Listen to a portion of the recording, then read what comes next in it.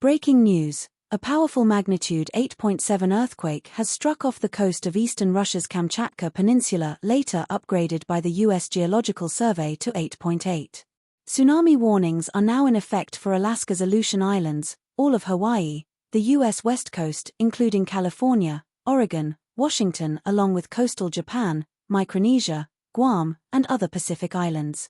This massive quake occurred about 120 to 125 kilometers, 75 to 80 miles, southeast of Petropavlovsk-Kamchatsky, at a shallow depth of 19 kilometer, 12 miles, beneath the ocean floor.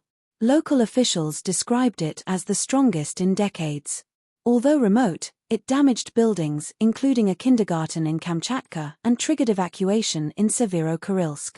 Strong aftershocks quickly followed, with magnitudes around 6.9, 6.3, and 5.5, raising concern for further tsunami waves. Within hours, tsunami waves 3 to 4 meters, 10 to 13 feet, high were confirmed along Russia's Kuril Islands coast. Japan's meteorological agency issued warnings for eastern Hokkaido, expecting waves up to 1 meter, and began evacuating coastal areas.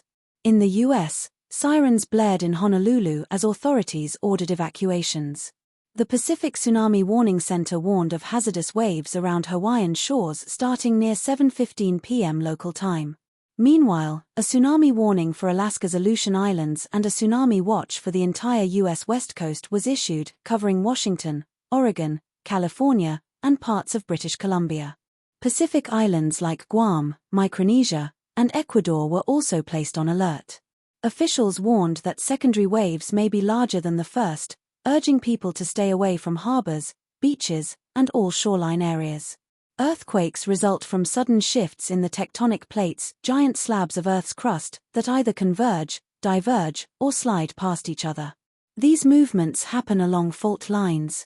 This region sits along the Pacific Ring of Fire, a seismic hot zone stretching from Japan through Russia, Alaska, and down the Western Americas.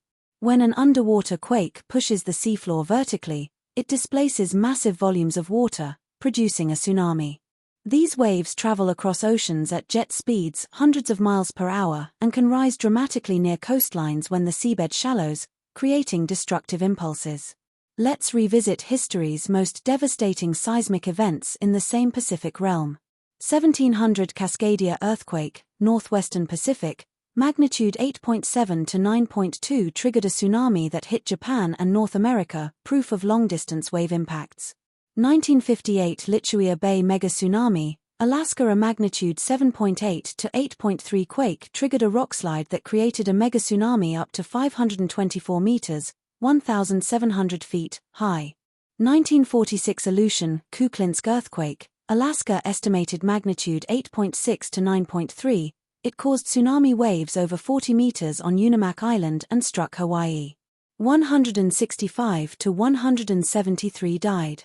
1957 Andreanof Islands earthquake, magnitude 8.6 triggered basin-wide tsunami that impacted Alaska and Hawaii.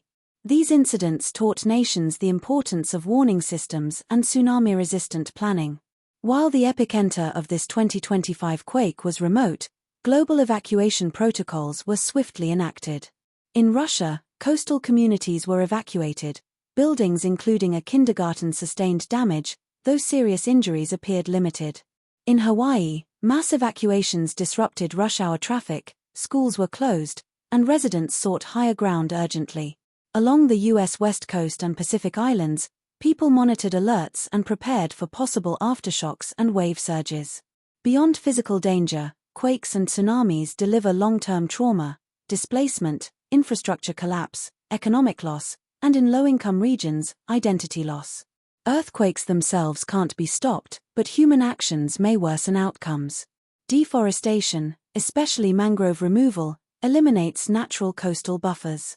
Deep drilling and fracking have been linked to induced seismicity in some regions.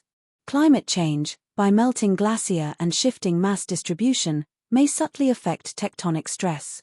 Urban development in tsunami zones knowingly places vulnerable populations in danger. These choices, driven by short-term gain or negligence, could be considered a kind of crime against nature, ignoring the Earth's dynamics at human cost.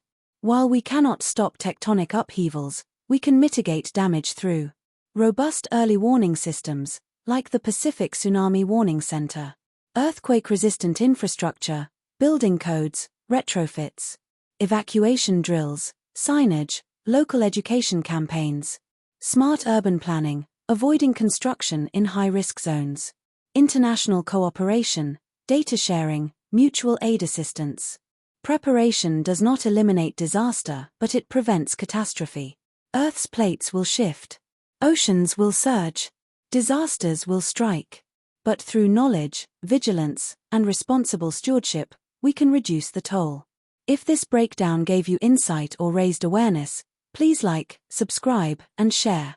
Help others understand these forces and maybe save lives in the process.